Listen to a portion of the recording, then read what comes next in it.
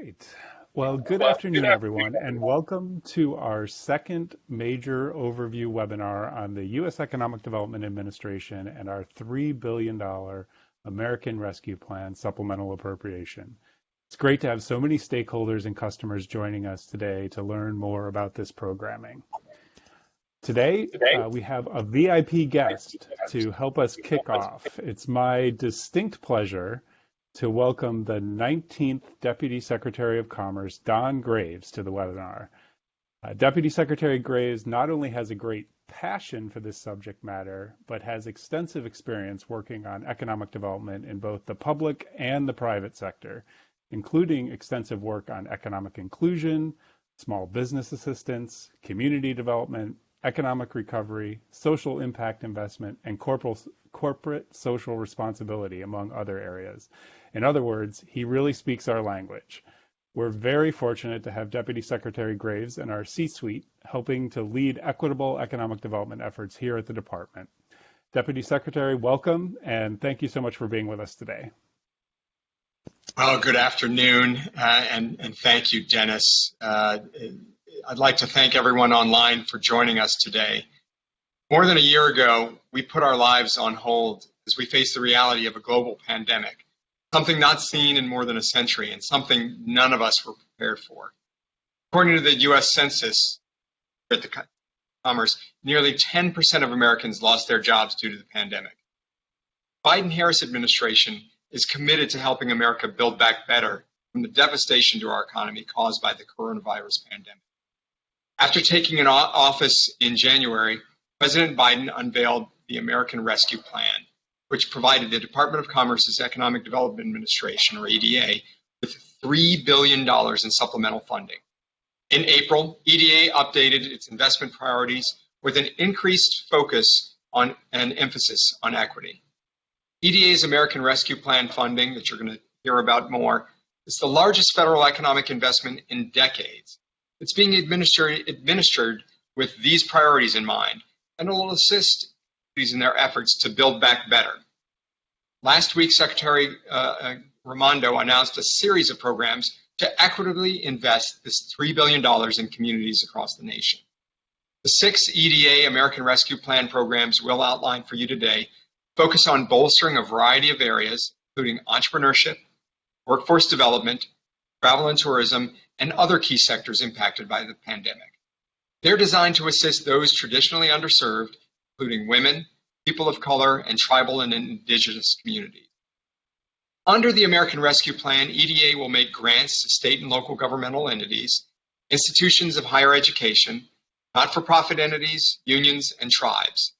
This funding will enable EDA to provide larger, more transformational investments across the nation, rebuild the American infrastructure, and level the playing field for American workers. Today's webinar will provide key information to those who have not engaged frequently with EDA, as well as those who may be more familiar with our program. Through all of these initiatives, your vision will help build America back better. We appreciate your interest. I encourage you to keep an eye on eda.gov and on EDA's social media channels for the latest updates and the latest news. Thanks for all that you do to make sure that economic opportunity is broad-based, inclusive, and we're creating jobs in your communities. We hope that today's webinar provides you with the information that you need to get started. EDA is ready to assist as you continue with the grant process. And with that, I'm going to hand it back to my friend and colleague, the Acting Assistant Secretary for Economic Development, Dennis Albert. Thanks so much, Dennis. Thank you very much, Deputy Secretary, for being with us here today and kicking off our webinar. We appreciate it. All right. Well, if I could, thank you, Craig. Perfect. I think we wanted to start off today with just a couple of housekeeping notes and emphasize a few things so that you all would be aware. First and foremost, we wanted to let you know that we will be sending the slides and providing links to resources to all the registrants of today's webinar after the webinar. And there's also a lot of resources available on our American Rescue Plan website at eda.gov/ARPA. In the course of the webinar today, if you could please enter your questions into the chat box, into the Q&A box, not the chat box. The Q&A box will allow us to most readily respond to your questions and be able to keep track of those and help us to convert those into future frequently asked questions. And which brings us to our third note, which is we are planning to make extensive FAQs available on our website very soon. We will continue to update those FAQs throughout the implementation of EDA's American Rescue Plan programming. With that, why don't we go to our first slide? Thank you. So I thought I would start off with a quick overview of the Economic Development Administration today, for those of you that may be a little less familiar with the Bureau, before we jump into the specifics of the American Rescue Plan Supplemental. So the Economic Development Administration, or USEDA, was created by the Public Works and Economic Development Act of 1965. We're one of 12 bureaus within the Department of Commerce that is focused on the department's mission of creating the conditions for economic growth and opportunity. EDA's mission specifically is to lead the federal economic development agenda by promoting innovation and competitiveness, preparing American regions for growth and success in the worldwide economy. We implement this mission by helping to increase America's global economic competitiveness, supporting community-led economic development, and helping communities to develop resilient and agile local economies. Actually, not just develop, but develop and sustain resilient and agile local economies. We effectuate this through strategic, transformative grant investments. And we're going to talk a little bit more about that grant programming in the slides ahead. You can go ahead to the next slide. So before we start talking about the specifics of the grant programs, I think it's important to emphasize the lens through which we view our grant-making activity and our investment portfolio as a whole. And this set of investment priorities are what EDA uses to evaluate grants, whether those are grants that we're making under our regular programming, our Economic Development Assistance programming, that we receive annual appropriations for, or whether that is through a specialized supplemental appropriation, such as a natural disaster recovery supplemental, or in the case of what we're here to talk about today, the American Rescue Plan Act supplemental appropriation. EDA periodically updates our investment priorities to reflect the best practices in economic development programming, and also to be a reflection of the administration's latest priorities. As you can see here, EDA has updated our investment priorities for those of you that may have been familiar with our past investment priorities. The last update included in April of this year. What you'll notice is that we have a mix of both some new investment priorities as well as some long-standing EDA investment priorities.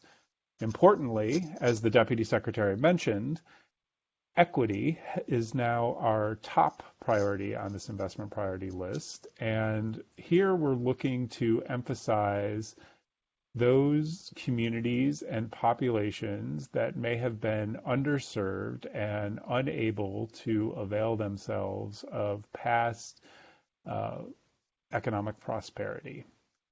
And this is a critically important priority and one through which we'll be viewing all of EDA's investment activity moving forward. The next investment priority is our recovery and resilience priority. Here, we're looking at opportunities to assist communities that may have suffered economic injury as a result of a natural disaster or some type of other economic adjustment that may be occurring within a region, such as a a loss of a manufacturing facility or another major employer. The goal here is to help to support the agile recovery of the local or regional economy in a way that positions that community for long-term growth and prosperity. The next two investment priorities are workforce development and manufacturing. Some may recognize that these were previously a single investment priority for EDA. We have very deliberately separated them for a few different reasons. In the case of workforce development, we felt that it was critically important for us to put additional emphasis on employer-led workforce development models that emphasize work and learn opportunities. We also wanted to be very clear that we were interested in supporting workforce development across all different industry sectors, not strictly based on manufacturing-related workforce development, although that too is critically important. In addition, in regards to manufacturing, we wanted to continue to acknowledge the importance of manufacturing as a critical backbone to many regions within the United States, and certainly the importance of manufacturing and maintaining robust supply chains has never been more apparent than during this pandemic period. And we wanted to emphasize that we would continue to make strategic investments to support U.S. manufacturing and its associated supply chains. Next, we have two new EDA investment priorities, one on technology-based economic development, which is an acknowledgement of the importance of innovation and technology-led economic development as drivers for our economy, and EDA's emphasis on supporting the research and development and commercialization of that research and development in order to drive the next generation of economic opportunities. Next, our environmentally sustainable development priority is a recognition of the importance of not just building back, but building back better, and building back with an understanding that we want to lessen our impact on the environment and make sure that we are cognizant of building environmental resilience into our investment activities so that those future economic development investments will be sustainable. And finally, our long-standing commitment to supporting exports as a means to diversify regional economies and foreign direct investment as a critical enabling block for communities to grow their economies remains unwavering from the past. We can go to the next slide. This slide gives you an overview of EDA's program portfolio. It allows you to see the full compendium of EDA programming. And I'm not going to spend a lot of time going into a deep dive on this programming today, but I did want to emphasize that EDA really does have a very robust set of programmatic tools that can be used to meet a variety of different program needs. And I often think about EDA programming as a continuum that ranges from kind of soft assistance on the front end that can be used to support robust strategic planning and technical assistance that could help a community or region to overcome a particular economic development obstacle or take advantage of a particular economic development opportunity, to mid-range assistance to provide support for businesses and firms and robust economic development tools that can be used to support decision making, to some of our programming that supports innovation and entrepreneurship and can help to knit together innovation ecosystems within a region and support entrepreneurial development activities by supporting business startups, business incubators, business accelerators, and the like. And then, of course, hand in glove with that, providing access to capital through a variety of different types of programming, access to capital in terms of debt capital, as well as tools to help to support development of venture capital funds to support equity capital financing. And then finally, on the far side of the continuum, our support for infrastructure construction assistance through public works type investments. And that would include all manner of different infrastructure, from basic infrastructure like sewer and water lines to a slightly more advanced technology infrastructure such as broadband or specialized manufacturing facilities to support advanced manufacturing, or research facilities such as wet dry labs and the like, as well as new cutting edge infrastructure type investments. Before we leave this slide, I think it's worth emphasizing that all of EDA's American Rescue Plan programming is through our Economic Adjustment Assistance Program, or EAA. And there's a reason for that, and there's a great advantage for that, in that this is our most flexible program authority. It allows us to undertake critical activities, including planning and technical assistance, the capitalization of local and regional revolving loan funds to provide access to capital, as well as infrastructure investments. If we go to the next slide. Just to briefly touch on who's eligible for EDA assistance. Eligible entities include EDA designated economic development districts. They include Indian tribes, which include federally recognized Indian tribes and any Alaska Native village or regional corporations. They include states and political subdivisions of states, including local governments, as well as special purpose units of state or local governments, such as economic development authorities or sewer and water districts or port authorities and the like. Institutions of higher education, as well as consortiums of higher education institutions, and public or private nonprofit organizations or associations that would be working in cooperation with a state or political subdivision of a state. In many ways, it's almost easier to discuss who doesn't qualify as an eligible entity. EDA does not provide funding to private for-profit entities or individuals. Go to the next slide.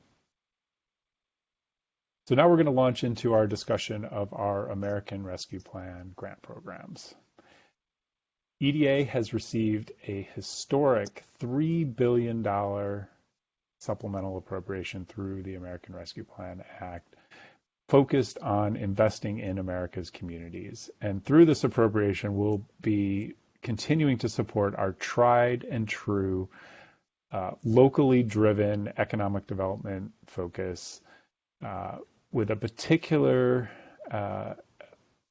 spotlight on advancing equity, creating good paying jobs, and helping workers to develop in-demand skills, continuing to build resiliency, and helping to accelerate and expand the economic recovery by focusing on industries of the future and industries and communities that were hardest hit by the pandemic. Finally, we want to make sure that we're focusing not just on building back, but on building back better and stronger, and making sure that we're positioning communities and regions to be more resilient to future economic shocks, and able to sustain their long-term economic growth and development.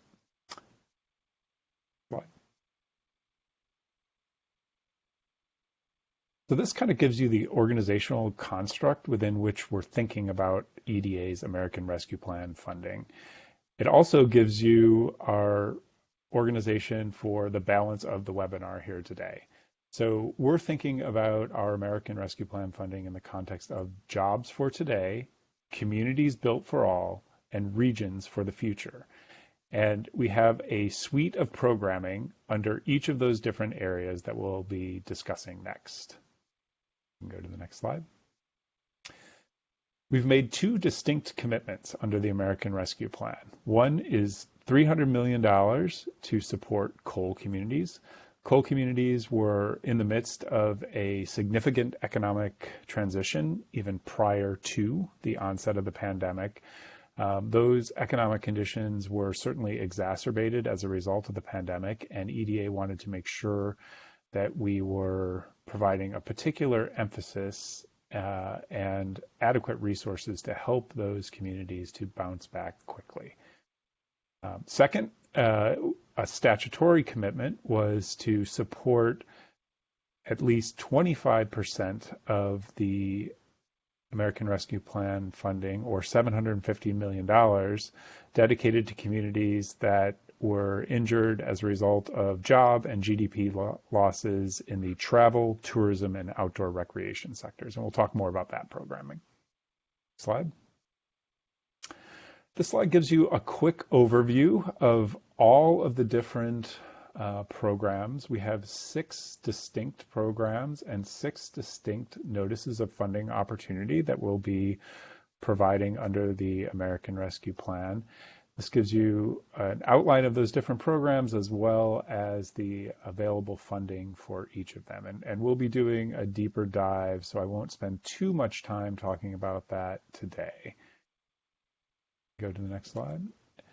I did want to spend a moment, though, emphasizing that while we don't have a separate program or a separate notice of funding opportunity for EDA's coal communities commitment, we do intend to support $100 million of investment activity through EDA's Build Back Better regional challenge. And $200 million will come from EDA's Economic Adjustment Assistance Grant Program to support the $300 million coal communities commitment. And with that, I'm going to turn things over to my colleague to begin to dive in deeper, starting with our travel, tourism, and outdoor recreation program. Great. Thanks so much, Dennis. This is Michelle Chang. I'm the Deputy Assistant Secretary for Policy at the Economic Development Administration, and very excited to be here to speak with you all about this really exciting opportunity for many regions across our country to get the much needed aid that they need following the pandemic. The first program that I'm going to dig into a little bit more is the Travel, Tourism, and Outdoor Recreation Program. As Dennis mentioned, as part of the American Rescue Plan Act, $750 million of the $3 billion we received was allocated to help these sectors that were hard hit by the pandemic. So the way this program is going to work is that there's 2 different grant programs within the Travel and Tourism Recreation Program. There's state block grants, and then there is a challenge portion. For the state block grants, $510 million will be given out to each state and territory based on economic development indicators in the leisure and hospitality industry. These funds can be used for destination marketing, but they cannot be used for economic diversification for industries that are not the travel and tourism and outdoor recreation sector. $240 million will be, like I mentioned, a challenge for the travel and tourism and outdoor recreation industries. These funds are intended to assist communities that have suffered economic injury because of job losses in these sectors. We do prefer that proposals come in that are directly supporting the travel, tourism, and outdoor recreation sectors, but we will consider diversification projects. And for this program, we cannot fund any local destination marketing.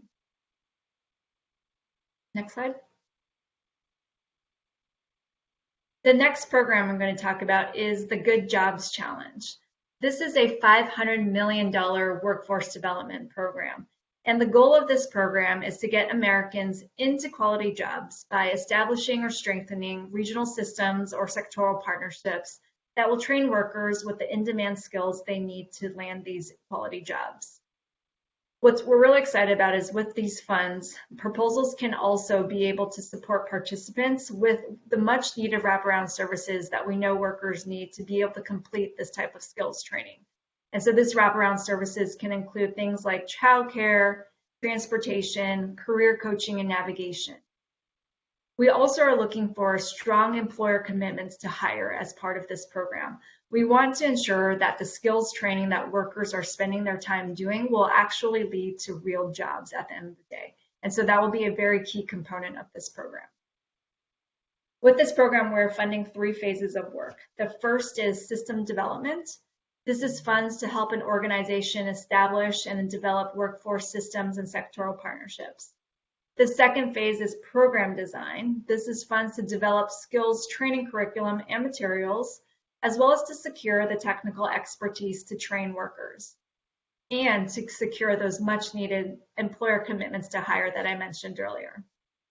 The last phase that we are supporting with this work is program implementation.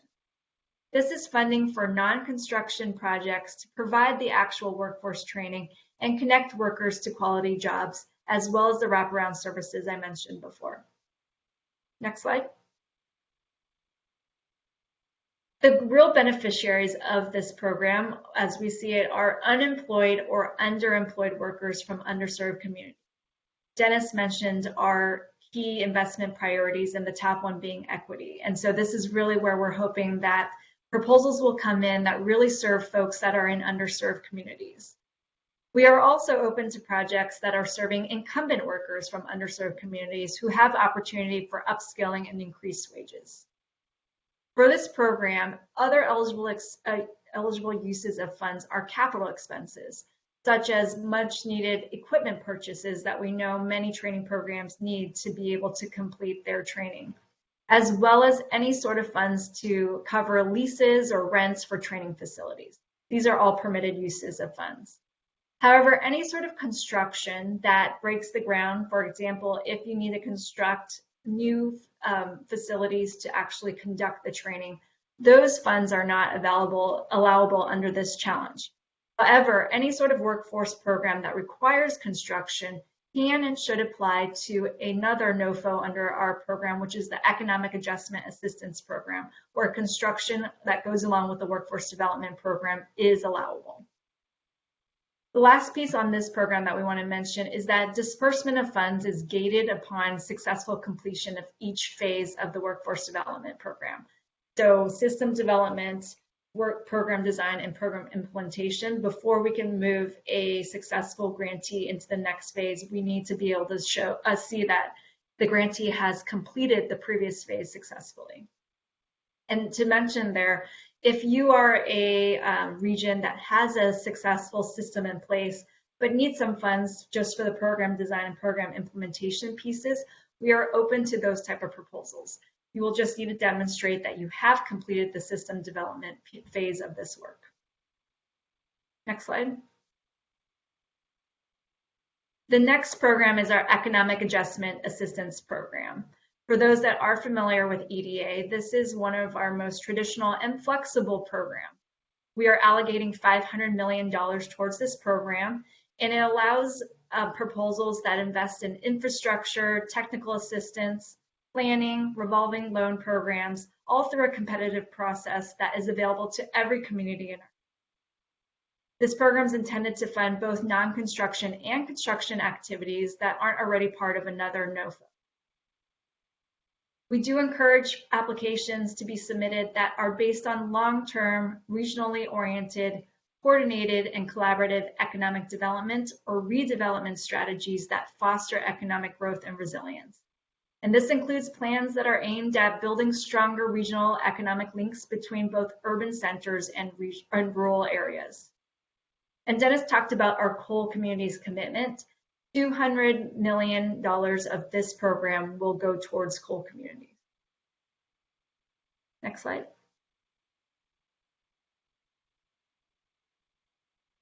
I think with this next slide, I will be passing this off to my colleague, Craig Brustati, who's our Deputy Assistant Secretary for Regional Affairs. Thanks so much, Michelle. I know it's been a lot of information, everyone. So before I dive into the Indigenous Communities Program, friendly reminder, we will be having deeper dive webinars on each of these programs.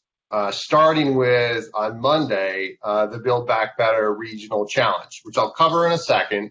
But this really is meant to get folks thinking about the menu of options or programs that we have, get you familiar with what we're trying to achieve here, and maybe most importantly, get you started. There was a lot to learn and a lot to discover here, and we understand that. So let's talk about the Indigenous Communities Program.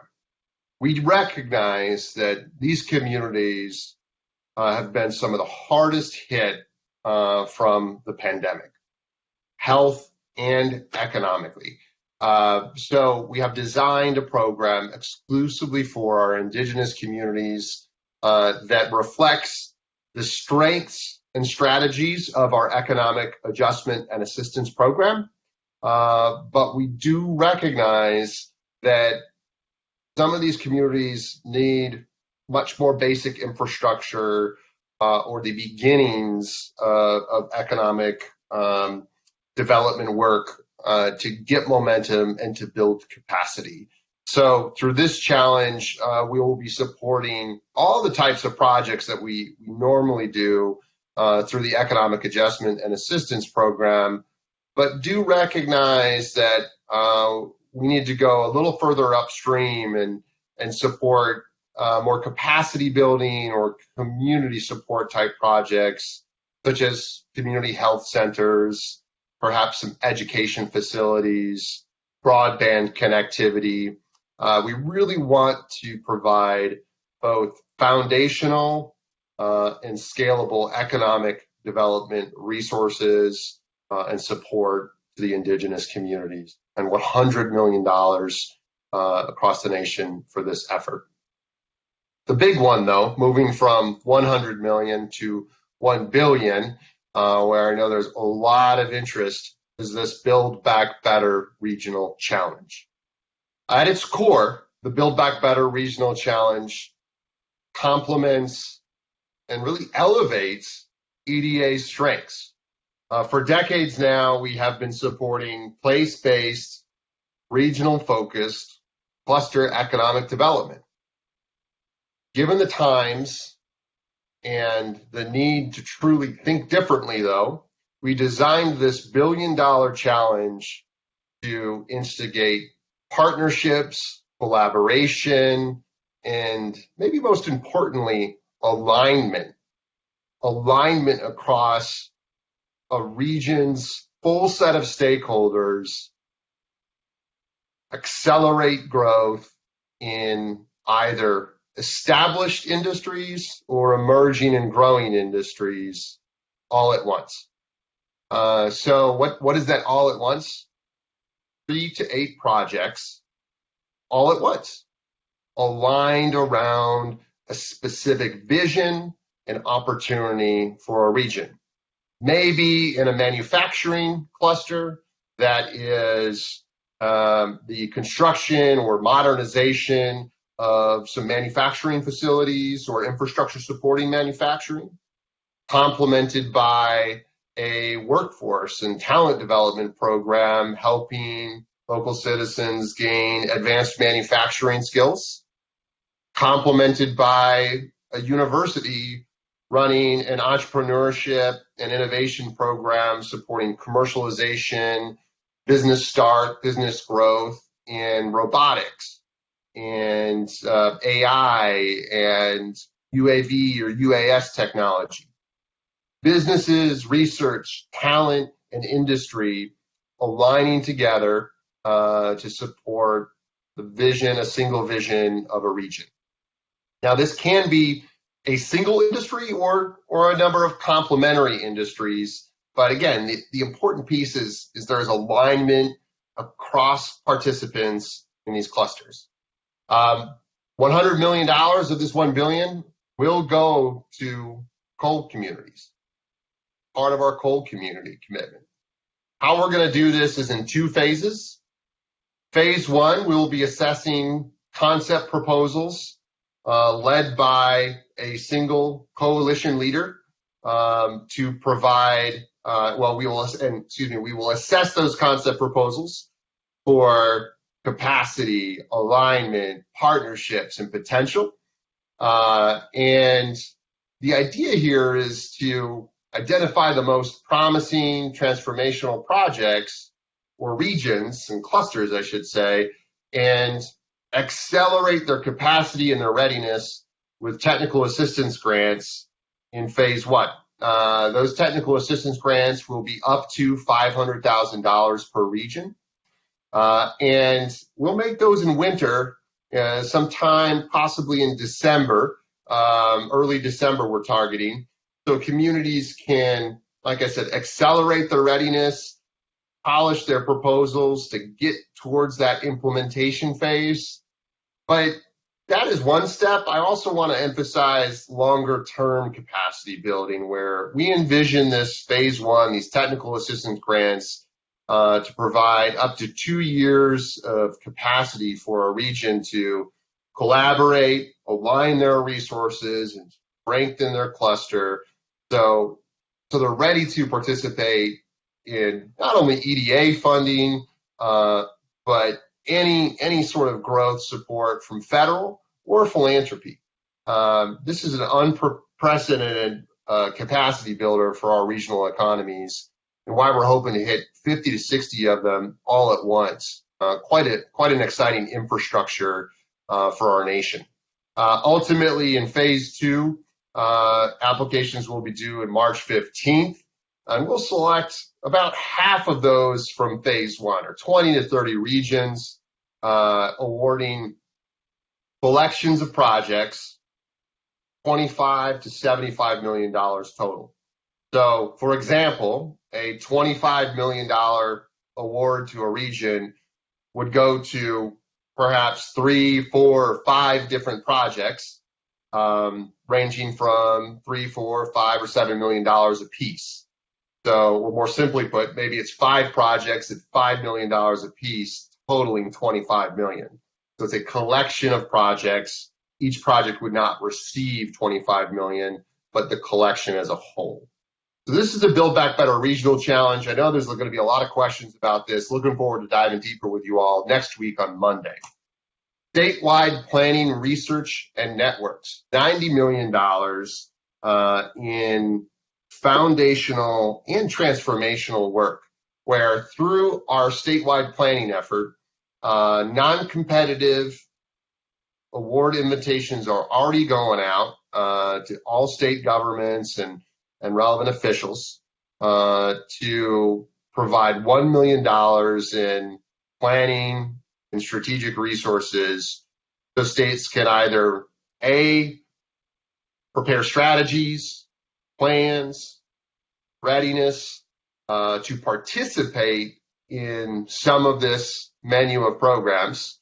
Maybe a state might want to really get going on a proposal for the Build Back Better Regional Challenge, or maybe they want to work on some of their workforce development and system development capacity to participate in the Good Jobs Challenge. So hopefully this will enable folks to participate in this portfolio, but also a whole array of other activities is allowable and welcome. Identifying skills gaps, building resiliency, connecting different economic development organizations or plans across our districts, across our counties, perhaps designing and scaling a rural innovation or a rural support effort. Lots of exciting opportunities here. We're looking forward to working with and learning from 59 different states and territories as they design strategies to recover and build back better from this economic challenge right now. Complementing that, I mentioned foundational and transformational at the same time. We have a research and networks challenge within this notice of funding opportunity that will award up to $31 million in the development of an evaluation of research and tools to understand how this portfolio is working, identify data and insights that can inform EDA's work and the industry as a whole. But also, we just made about $1.5 billion in investments through CARES, the CARES supplemental last year, and we have a lot of momentum building and growing across our stakeholders in our university centers, our revolving loan funds, our economic development districts, our innovation and entrepreneurship portfolio.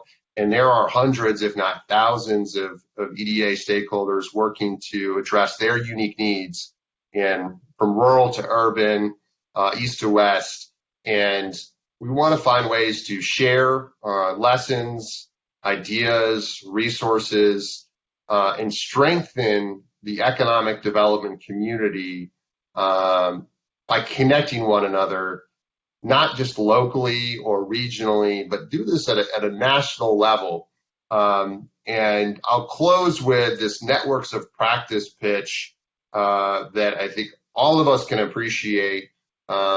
Economic development is a team sport, and I charge organizations out there that have strong regional and national connections and expertise across EDA's portfolio or in our areas of interest to think about ways that we can elevate one another's work and learn from one another through networks of practice or communities of practice.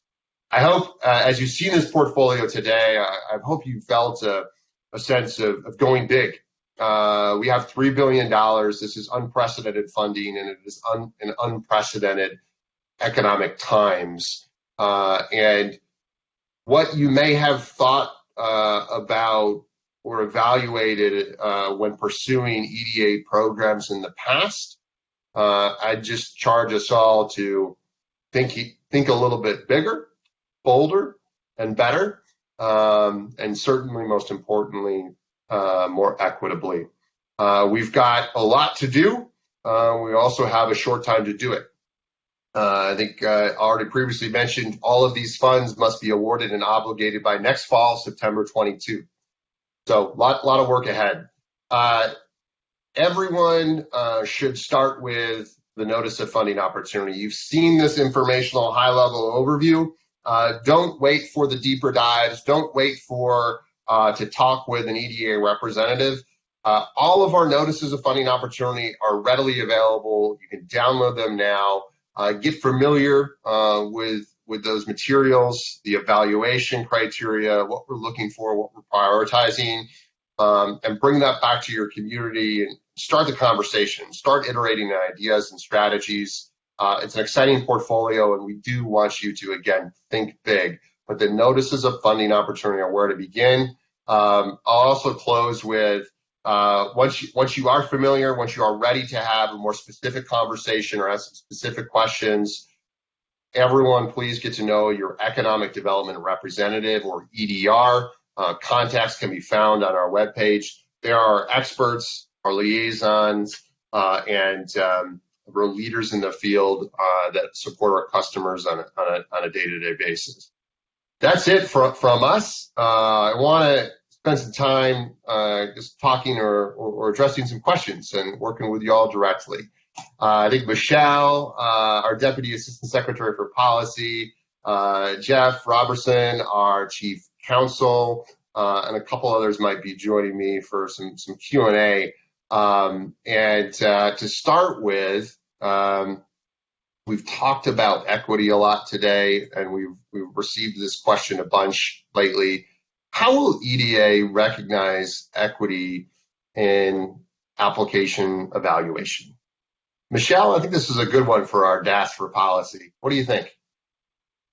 Thanks, Greg. Yes, so as we mentioned, equity is it is the actual top investment priority for EDA. So as I mentioned, we recently updated our investment priorities, and equity is top of the list. And so as we look at applications and as we evaluate the various proposals that come in, equity will be one of the key things we consider in terms of how a proposal addresses equity. And if you look at how we define equity, which is on our website at eda.gov, we are defining equity as projects and proposals that serve both underserved communities, but as well as underserved populations. So it's both populations and geographies. So certainly from a wide range of ways we are thinking about equity. Our real priority here is to try to get the funds out to as many communities as possible, particularly those that have been underserved and hard hit in this pandemic. Thanks, Michelle. Next up, we've got an eligibility question. I always love our technical expertise of our lawyers. So I might throw this one to Jeff, our chief counsel. Which communities are eligible under the coal communities commitment? What makes a coal community eligible, Jeff? Well, there's no preset list of what is or is not a coal community. In general, we're looking for a place that has been impacted by the downturn in the coal economy. That could be a place that is a coal mining location, coal-fired power plant. Maybe there were related logistics or transportation or something that's in the supply chain. All those sorts of things could be eligible. You just need to let us know what it is that makes you a coal community. And there's more information in both the Economic Adjustment Assistance Authority and the Build Back Better Regional Challenge NOFOs and their FAQs. Yeah, and I'm really glad you mentioned the supply chain. I think that is often an area that's overlooked. EDA recognizes that the transition and shifts in our coal economies is hitting different communities in a variety of ways. It's not just about the coal mines and the manufacturers, but the whole supply chain behind that. So take a look at what's impacting your community, and if you think you align in that criteria, reach out to your economic development representative. So next up on the jobs challenge, the Good Jobs Challenge, Michelle, our resident workforce expert. Is Good Jobs Challenge funding intended to supplement local and statewide workforce labor programs? And is EDA supporting enhancement of existing workforce training programs versus development of new efforts? So we're really excited about this Good Jobs Challenge, and we've worked very closely with the Department of Labor as we develop this. Getting funds from the Good Jobs Challenge certainly does not mean you will not receive other funds from Department of Labor. This is intended to be on top of any existing funds that you currently receive. So as far as the Good Jobs Challenge, we really are encouraging workforce development programs that particularly are working closely with industry and sectoral partnerships to apply. And certainly that could be a workforce board. So if you are a workforce board that has that system in place already, please do think about applying. If you're a region that doesn't have that in place, also think about applying. I think one of the things that we really found as we were developing this program is that there are existing ways in the federal government that we fund program design and program implementation of workforce development, but there's not a lot around the system development piece. And as EDA, that's something that we're very focused on, is how do we really develop the systems that will be sustainable over time, not just with this funding. I think as part of the second question, is EDA supporting enhancement of existing workforce training programs? Certainly. So like I mentioned, you could be either a brand new workforce training program that's getting off the ground, trying to get funding. We are open to that, but also existing programs that are looking to scale or to enhance or just be able to strengthen what they offer right now. We're also open. Thanks, Michelle. Well said. And I'm going to take this next one since I just came off the Build Back Better brief myself. Number 4, will EDA consider applicants that already have a regional industry cluster? Absolutely. You may remember I said whether it's new, an emerging cluster, perhaps something around like ag tech or AI, or more established. We welcome proposals, strategies from all regions as long as there's a shared vision and excitement and support for growing that region's industry cluster or clusters. So yeah, it could also be complementary industries. Absolutely. I'm excited to see the proposals that come in, and please don't hesitate to use this transformational opportunity to instigate the partnerships and that collaboration that I mentioned earlier. Think about ways to work across state lines, across county lines. We hope this is regional and collaborative on a scale that's not quite been done before. B, what differentiates this technical assistance from existing regional economic development plans? Well, I guess I kind of set myself up for that already a little bit, where we are looking for regional approaches that are building on strengths, assets, partnerships that have previously been under-nurtured, under-supported, or hadn't existed. So this is outside normal economic development district conditions, for example. It could be a multi-state effort.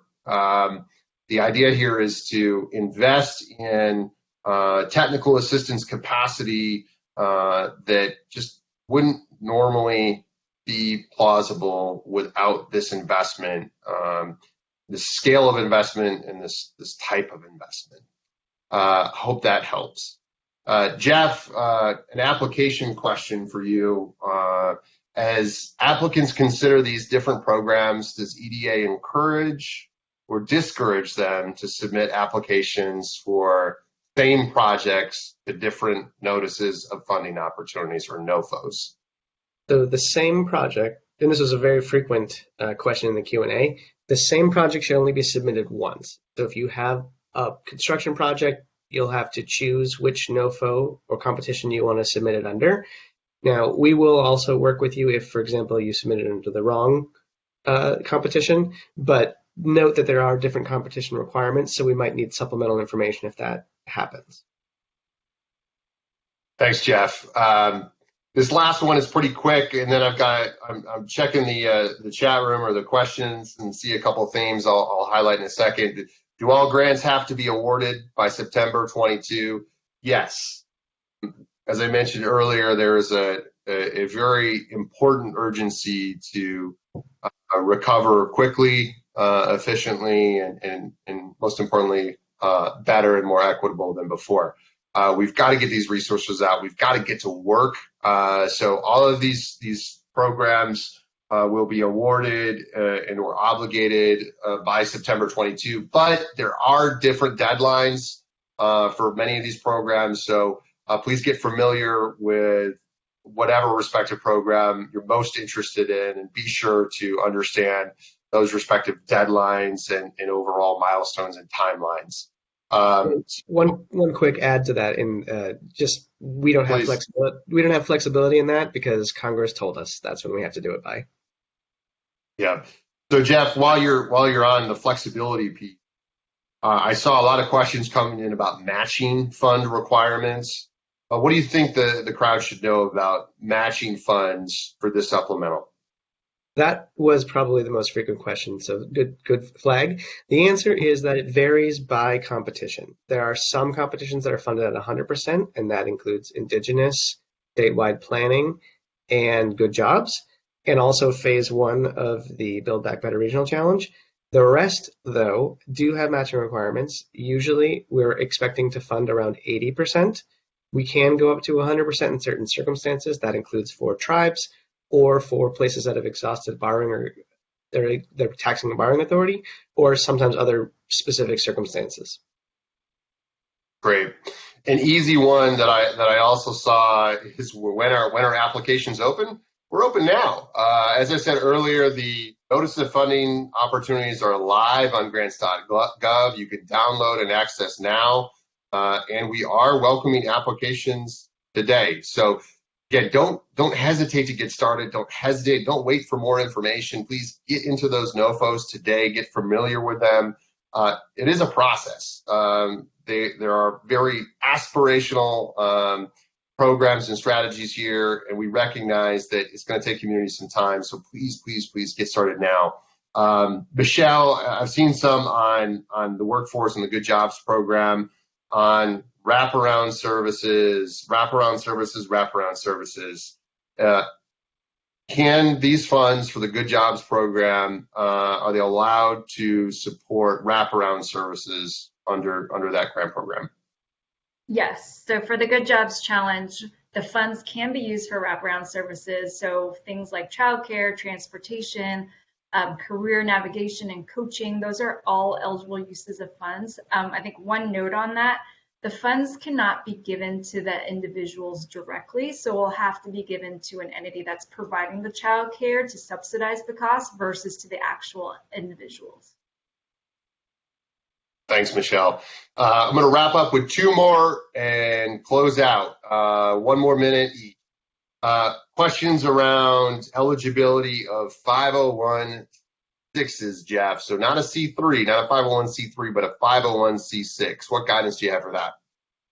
So the IRS status of a particular entity is not necessarily determinative, but it's also instructive. Generally speaking, our grant funds are available to nonprofits, and we would look at your articles of incorporation to figure it out on a case-by-case basis.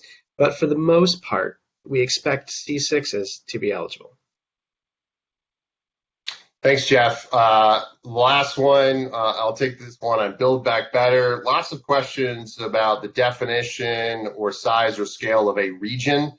As a reminder, we're looking to support regional growth clusters through the Build Back Better Regional Challenge. And how is EDA defining a region, or what scale and size?